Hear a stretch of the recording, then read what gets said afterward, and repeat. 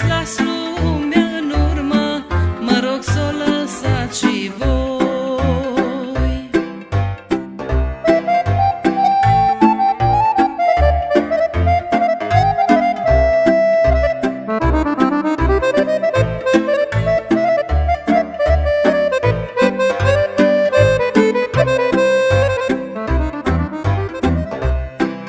Am descoperit lumina prin harul lui Dumnezeu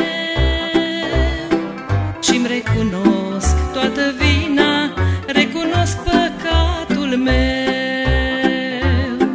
Nu mă mai întorc vreodată, nu mai privesc înapoi. Tot ce ieri îmi părea aur, mi se pare acum gunoi.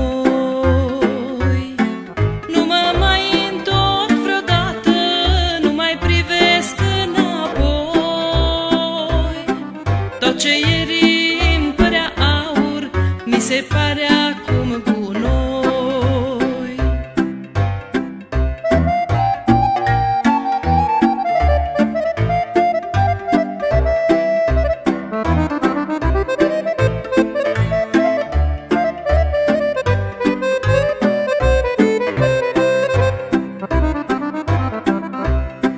Nu sunt vrednic, nu sunt vrednic, Domnul milă și-a făcut.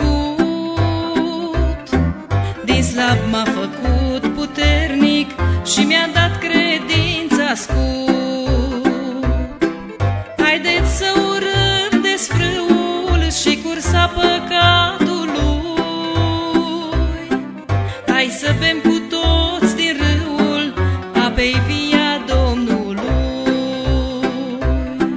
Haideți să urâm desfrâul și cursa păcatului. Hai să bem cu toți din râul apei vii a Domnului.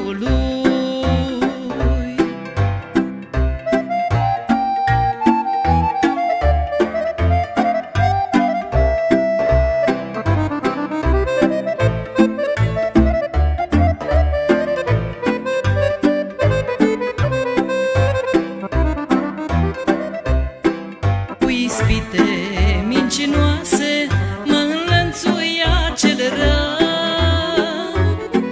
Toate îmi păreau frumoase și uitam de Dumnezeu. Mă rog pentru voi, prieteni, să fim toți frați și surori,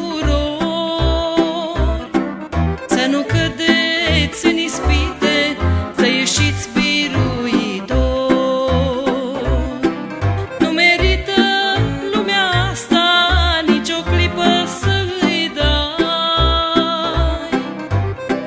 La sfârșit te așteaptă iadul, cu Iisus ajungi în rai.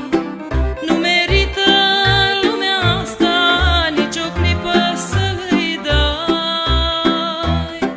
La sfârșit te așteaptă iadul, cu Iisus ajungi în rai. Nu merită lumea asta nici o clipă să-i dai. La sfârșit te așteaptă iadul.